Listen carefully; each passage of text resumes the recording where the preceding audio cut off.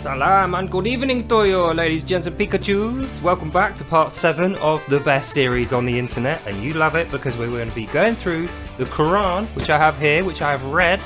We're going to be going through the Quran verse by verse, breaking it down into something a little bit more manageable so we can understand what is the message that this book is trying to convey.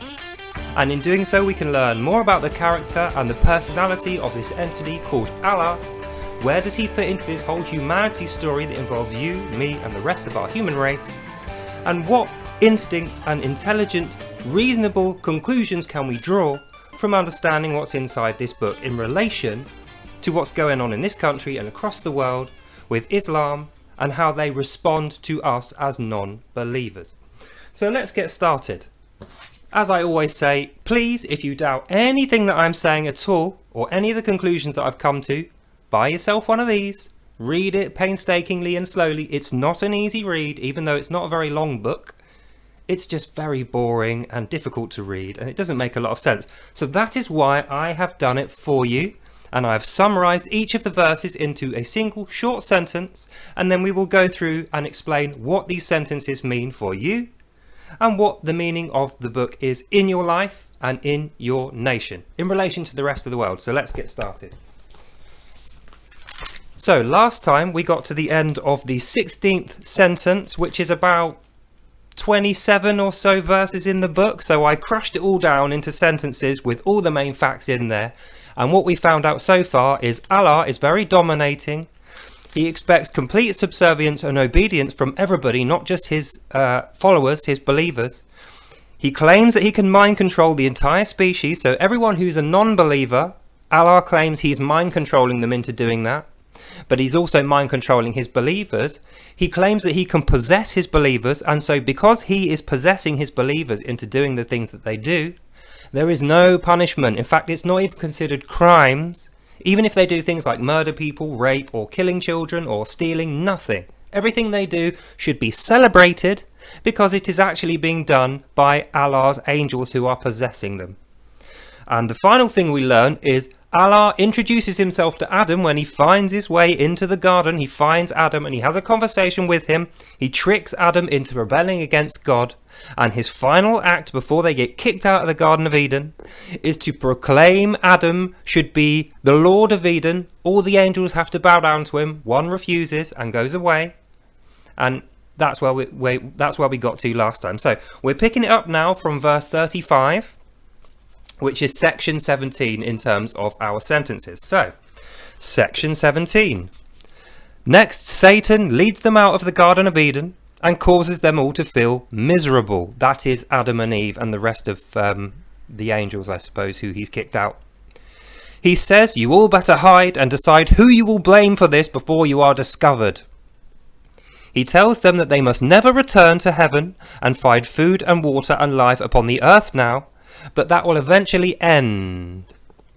So if we break that down, next Satan leads them out of the garden and causes them to feel miserable. Well, obviously they've been kicked out of the Garden of Eden, but they're naive. They don't understand what this means, this fall from heaven. They actually don't get it because they've only been alive a short distance, and in the time they've been alive, before they met Allah and got kicked out of the Garden of Eden, all they ever knew was love and compassion, freely roaming the grounds of Eden, eating whatever they want, and, you know, cavorting in nature, just being free, innocent animals. That's what they were. Intelligent animals of freedom and compassion and love and just enjoying life. I've got an itch. But then they meet up with Allah. Allah tricks Adam into, he teaches him these secrets and he gets him to anger whoever it was that hid those secrets in the first place, and then he's cast out of heaven, falls to earth with Allah who leads him there and says, right, now you've got to live here, you've got to find your own food and water, and makes him feel miserable by saying, well, you've fallen from heaven, you've done it now, you've screwed up, you're an idiot, and it's your own fault. One of you is responsible, it's not me. So basically what Allah is doing there, even though it clearly was his fault that they got cast out of heaven, he was the one that revealed the secrets. He was the one that got Adam to go against whoever it was that hid the secrets, who was obviously in control of Eden, the presumed creator who we haven't reached yet. So it was definitely Allah's fault that happened. But when they reach the surface, Allah is saying, no, it's not my fault, it's your fault, you're stupid. Even though I taught you all this stuff, you still got thrown out, so you're going to have to fend for yourself now, find your own water and your own food. And that will eventually end. You'll eventually be discovered, and then you'll be in shit. You'll be in a lot of trouble. So that's verse 17. Verse 18. Allah teaches Adam some more new secret stuff. Words, going to teach him some more secret hidden words. And turned towards him to let Adam know it is not Allah's fault. It is Adam's fault. So he's turned towards him to say, I'm always going to be here. It's your fault, Adam, not mine. And I'm always going to follow you around to make sure you're following the secret words that I have taught you. So if we break that down, he's already been kicked out for learning the secret words. Really what he should do, Allah, if he cared about Adam at this point, he'd say, right, stop using all those magic words I taught you. Stop using those hidden occult secrets that I taught you. Don't use them anymore. Say nothing. Just find your food and water. Try and make up for your mistake that got you kicked out of paradise, effectively heaven. Now you're roaming around on the earth with all these scary creatures that are going to try and kill you. Now that I've done that, don't repeat the mistake. That is what Allah should have said to Adam if he cared about Adam at all, and the other people there, Eve and the angels that dropped. But no, he doesn't say that. He says, this is your own fault, you're an idiot. Despite the fact that I gave you all this knowledge, you are stupid. But don't worry about it. Even though you're stupid, I'm going to tell you more magical secrets, more occult secret words, because you won't be able to survive without them. And off you go to find your own food and water. I'm not going to feed you. Yeah, screw that. Why would I feed you? You're stupid. Go and feed yourself. Here's some magic words to help you. And the last thing that Allah says is, although you have to go off and find your own food and water, and now you have to look after yourself, stupid Adam, I'm always going to be there in the background following you around to make sure you're using my magic words properly. So it's almost like a threat, even though it's not written that way. The way that it's written in the Quran is like, poor Adam, don't worry, I'll always be here to help you now that you've buggered up and you've screwed up and got yourself kicked out of heaven. By the way, here's some more occult secrets that you shouldn't have to help you find the food and water you'll need. But I'll always be there. Never forget, I'm there in the background. I'm always watching you. That is what it comes across like. Verse 19. Allah says, you should always live down here away from heaven. But so long as you keep following my orders, that's Allah saying, you know, as long as you follow my command, not the commands you were given previous to meeting me, as long as you follow my commands, you will always be free of pain and grief. Now remember, he doesn't know about pain or grief yet. Or he wouldn't have until he met Allah. Allah's taught him about pain and grief and rebellion and suffering and being chucked out of paradise for going against his father. So he's been kicked out. We still haven't learnt about Father, by the way. He hasn't actually mentioned directly Father God, who created the garden, Adam, and presumably Allah and all this other stuff and hid the secrets. We're just expected to go, no, don't look here, look over here what the text is saying. Remember what he said. Don't think, don't ask questions, just read the text, just do what the text says, just follow the orders. That is the Quran. So, I'll continue. Verse 20. Any of you who do not follow my commands, Allah continues, shall be burnt and know nothing but the company of the great fire. And that they shall remain in that fire forever. And that's the end of the verse. It's only a short verse. So, Allah has literally taken one whole verse just to say, don't forget, if you don't follow my commands and my orders that I've given you since the fall from heaven, ignore everything before then, since you fell from heaven, which was your own fault, if you don't use the magic words I gave you and follow my commands that I'm going to continue to give you, because I'm always going to be there in the background watching you, if you don't do that, you will be burnt forever in the fires of hell and you will never escape and you'll never know anything else. You'll be on your own, burning in the fires forever. So it's a threat. This is where it gets odd. Now, Allah is going to continue to speak to the reader of the Quran, but there's no quote marks used. So this is now narration. This is narration of what Allah said. This isn't actually direct quotes. This isn't like me saying, and then Russell Brand said, I've been baptized in the light of Christ. No, there's no quotes. This is me making up a version of what was said by the person. So, verse 21. O children of Israel, Call to mind your favour and fulfil your covenant with me. Then I will fulfil my covenant with you. For you... I can't read my writing.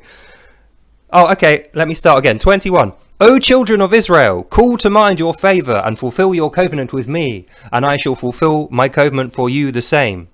And you shall fear none but me. Again, if he's the only one, who else is there to fear? Is Adam supposed to fear the trees? Is he supposed to fear Eve or the other angels that have come with him? Or maybe it's Allah's angels that he's talking about there. No, none of those are relevant. Allah is saying to Adam, fear no God but me. And that's why he says at the beginning, O children of Israel, because even though he's meant to be writing this for Muslims, he's indirectly speaking to the children of Israel, the Jews. So even though we're literally 36 verses into the Quran, we're not even past the end of the first book yet. This is literally book 1 of Quran. Halfway through book 1 of Quran, we've already learned, O children of Israel are the main people in the world. Because remember, Adam's just dropped from heaven for pissing off God, from eating from the fruit and learning the secrets that he wasn't learned. So now he's burdened with evil. He's no longer pure. He's no longer innocent. He's rebelled against God. Dropped down with Allah by his side. Allah said, don't forget, do my stuff that I've told you to do my commands, use my magic words. I'm always going to be watching you in the background. If you don't, you burnt forever in the fires of hell. Then after that, the first thing he says is, O children of Israel. I'm not speaking to Adam anymore. We've now gone forward in time where humans have been around and they've multiplied and there's tons of them. Now there's Israel. Now Allah is speaking to Israel. O children of Israel, don't forget your covenant with me. As if Israel have some kind of covenant with Allah. They don't. Israel have never had a covenant with Allah. So that is not true. That is definitely 100% factually false. O children of Israel, call to mind your favour and fulfil your covenant with me. The only God that the Jews have had a covenant with is Yahweh. So Allah now, in the Quran's narration, is Yahweh. That's what the between the lines of this is. O children of Israel, call to mind your favour and fulfil your covenant with me. Allah wouldn't say that unless he was lying, because the covenant with God from the Jews is with Yahweh. So either we're supposed to assume here that Yahweh is actually Allah. Allah has now usurped the name of God and become Yahweh. Or we're supposed to think that actually Yahweh was never God. Allah was always God. That's what this is saying. But we know from the earlier descriptions in this book here, we know from the text of this book, Allah came upon Adam in the garden, who was already created. And a second layer of deceit is he said, I know the hidden secrets. He didn't say, I created secrets, then hid them from you, now I'm going to unhide them. No. He said, somebody hid the secrets from you, Adam, and I'm going to find them out and tell you them. So even though we're supposed to believe that Allah is this God that's saying, O children of Israel, call to mind your favour with me, your covenant with me, there was never a covenant with Allah. In fact, the Israelites and their God happened way before this book was ever written, before Allah was even a thing. As we know, Moses was dead for 500 years before this was written. Before this was a thing, Moses was already dead 500 years. And Moses was part of the covenant with God. So this is definitely not true. It's deceit. I'll carry on. 22. Still no quotes. This is still narration. This is still Allah narrating himself in the third person in the Quran. Do not hide the truth of me, nor cover it with lies, nor hide the truth when you know it from me, or when speaking to other people about me. So what does this mean? He's talking about since Adam dropped from heaven, what happened between him and Adam. Don't lie about that. He's not speaking about God's covenant with the Israelites. He's not speaking about anything that happened outside of Adam's particular story. So we've gone back in time, forward in time, now we're going back to Adam. And Adam is told, do not hide the truth of me, Allah. Do not hide the truth of Allah. The truth of Allah is he came upon Adam. He said, I'm going to give you these hidden secrets. Then he gave him the hidden secrets. Then they dropped from heaven to earth. Then he said, well, you're going to have to find your own way. Feed yourself now. Here's some more magic words. And you have to follow my commands. And you have to do what I tell you. And I'll always be in the background watching you. Just in case you don't, you'll go to hell. That is the bit that he's saying, do not hide. So it's another threat. But it isn't just a threat to Adam. He's saying to Adam, everyone you meet, your children and your wife, have to know this. Don't you try and hide it from them. Don't you try and lie about it. Don't you try and cover it with something else which is a bit more nice and sugary. No. You tell them this. You tell them Allah. You tell them to follow it. You tell them Allah is who you follow. Allah's commands and magic words is what you follow. Or you will go to hell and you're dead. Sorry, getting a bit excitable here. So as we can see, so far Allah is doing nothing but deceiving, threatening, bullying, manipulating and controlling. Kind of a bit narcissistic if you ask me, but that's just my subjective opinion. So let's carry on. 23. You must pray only to me, give charity only to my temples, which are called mosques now. All must bow to worship me. This is Allah narrating to him, to his followers. This isn't in quotes. This is literally Allah writing what Allah said in here to be read by you. So what that means is, don't pray, O children of Israel, don't pray to your old God, who, by the way, doesn't exist and isn't real because there isn't any other gods but him, is what he said earlier, and nobody creates anything apart from him. He created everything. Don't pray to him or the angels or Christ or anyone else. No, only pray to Allah. Give charity only to Allah's temples. And all must bow to me, like with their heads down, right? So what that means is, not only should you and your wife and your children and everyone you know bow to me, if you ever happen upon new people, like Allah happened upon Adam, if you happen upon people, they must also bow to me, or you are in trouble. Because remember, it's up to Adam to make sure other people know this. Do not cover it with lies. Do not allow other people to cover it with lies. Do not allow any other version of this to exist or any other gods to be worshipped. So what Allah is indirectly saying here is, Adam, you, everyone you know, everyone you meet, everyone you see, you must tell them to do this. Worship me, who is Allah, in this. And if they do anything else, or they refuse to do it, or they don't like it, or they think it's a lie, or they don't immediately agree with it, they are in trouble. And it's up to you to sort that trouble out, or you're dead and you go to the fires of hell forever. Which is not very nice. Let's carry on. 24. Do you understand? You must follow my orders, not just enjoin others to my worship. Never be so foolish as to forget my dominance of you. You must enjoin others to my worship and worship me yourself.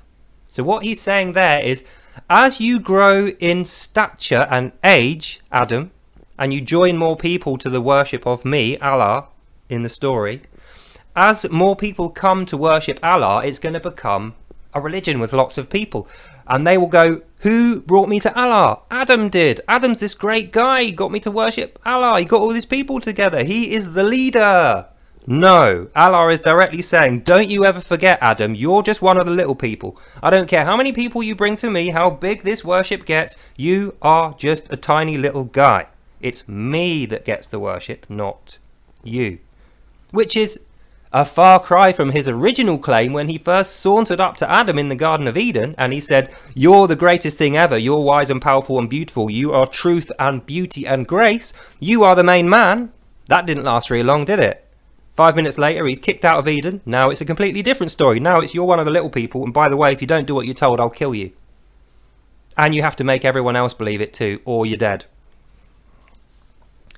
And that brings us to our final verse, verse 25.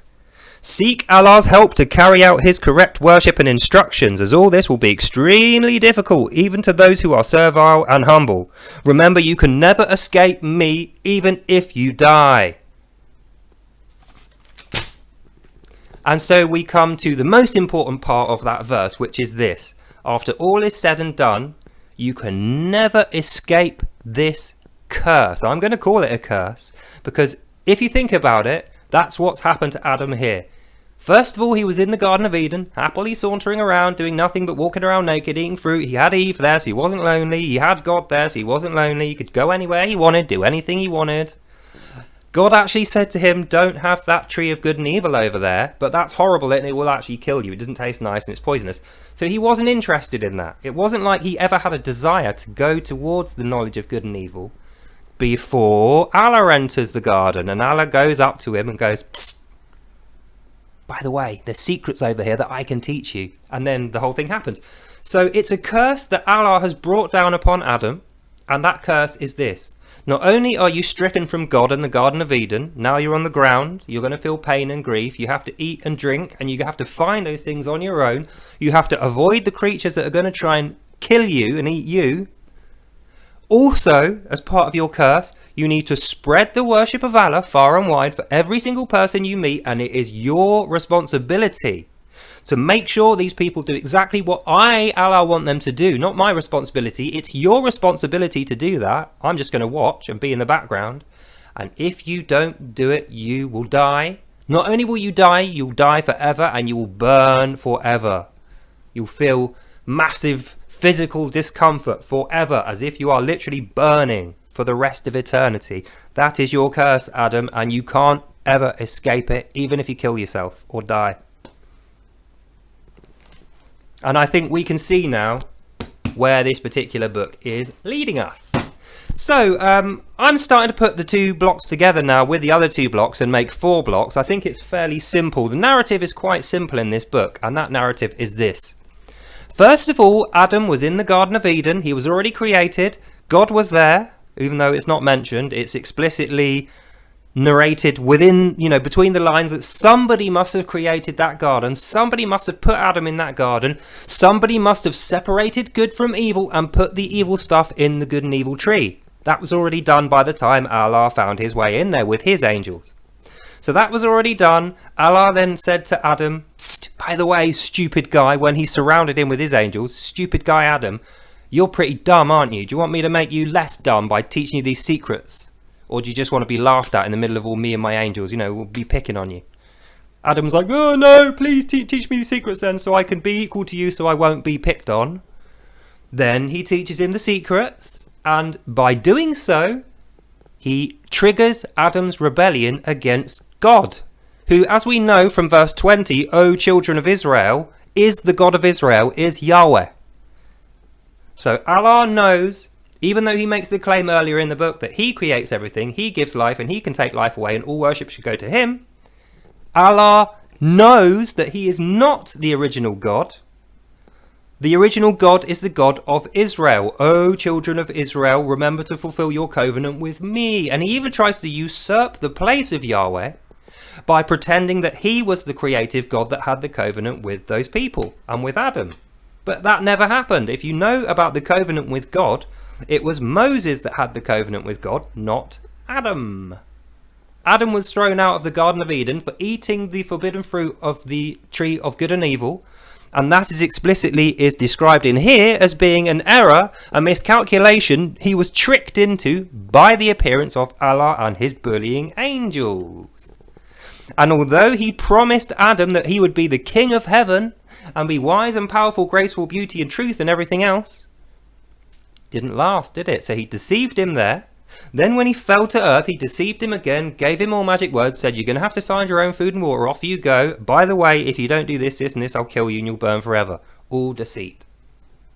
And the conclusion we can take from these first 35 passages, 16 sentences, is Allah claims to be the creator God that gives everyone life, but actually is not, because the creative God was already there, who created Adam and hid the secrets of good and evil from Adam. Allah was the one who broke that innocence and that naivety and that peace that Adam had. So Allah has proven that he has bad intentions for Adam, doesn't really like him. He screwed him over because he's jealous. He doesn't like him.